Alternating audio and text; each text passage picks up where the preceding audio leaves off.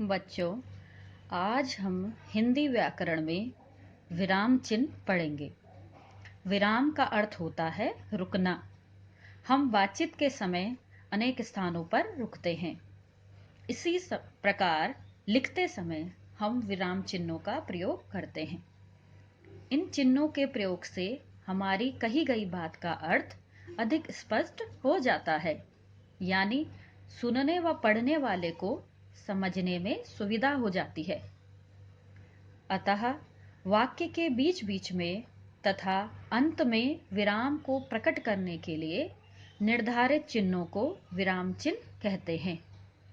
या वाक्य बोलते या लिखते समय विराम को प्रकट करने के लिए जिन चिन्हों का प्रयोग किया जाता है उनको हम विराम चिन्ह कहते हैं।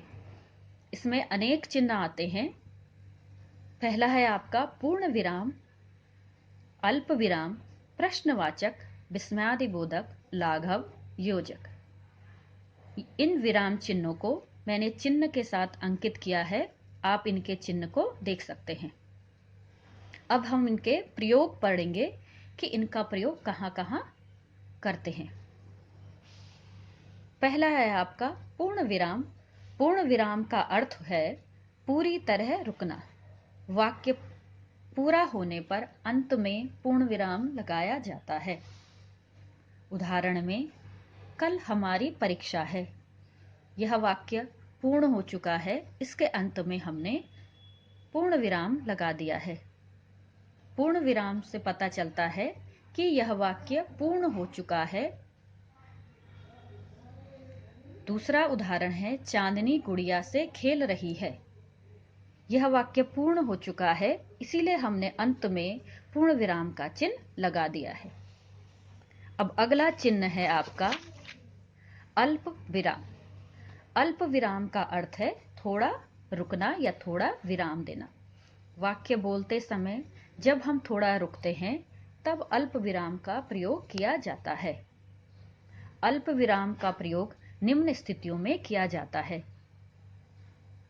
एक जैसे शब्दों को अलग अलग करने के लिए भी अल्प विराम का प्रयोग किया जाता है। उदाहरण में देखते हैं, लाल, नीला, हरा और पीला मेरे प्रिय रंग हैं।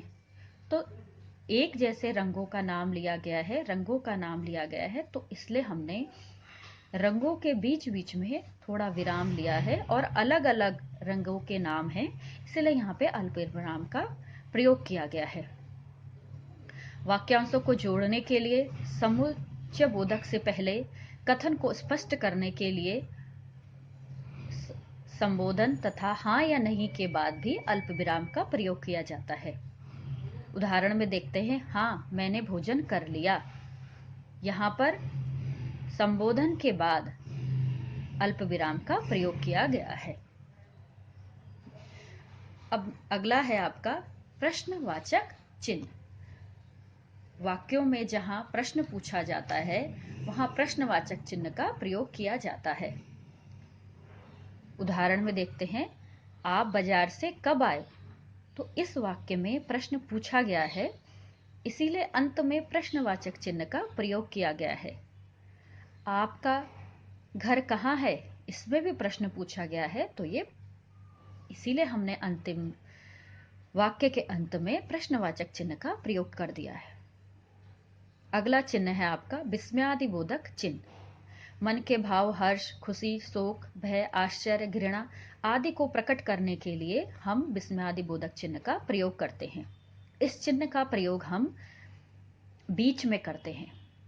उदाहरण में देखेंगे, छी यहाँ कितनी गंदगी है, अरे तुमने यह क्या किया। तो यहाँ पर हमने अपने भाव को प्रकट करने के लिए विस्मयादिबोधक चिन्ह का प्रयोग किया है। इस चिन्ह का प्रयोग हमने जो हमारे भाव है उसके बाद विस्मयादिबोधक चिन्ह का प्रयोग किया है। अगला है आपका योजक चिन्ह। तुलना करने या शब्दों को जोड़ने या शब्द युग्मकों के साथ योजक चिन्ह का प्रयोग किया जाता है।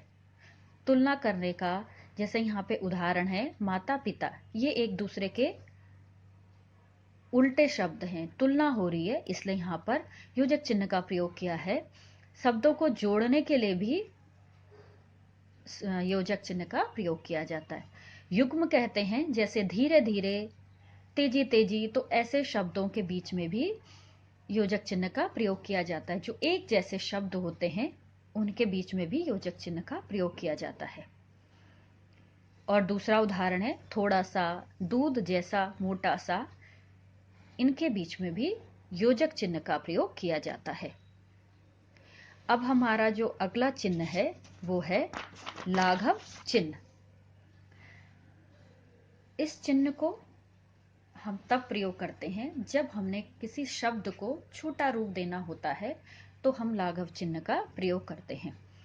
उदाहरण में है, जैसे यहाँ पे डॉक्टर है, प्रश्न है, उत्तर है, टेलीविजन है, तो हमने इनको छोटा रूप देने के लिए लाघव चिन्ह का प्रयोग किया है। तो आज हमने पढ़े विराम चिन्ह। विराम का अर्थ होता है रुकना। वाक्य बोलते या लिखते समय विराम को प्रकट करने के लिए चिन्हों का प्रयोग किया जाता है। उन चिन्हों को हम विराम चिन्ह कहते हैं। इन चिन्हों में हमने पढ़ा पूर्ण विराम, अल्प विराम, प्रश्नवाचक, विस्मयादिबोधक, लाघव और योजक चिन्ह।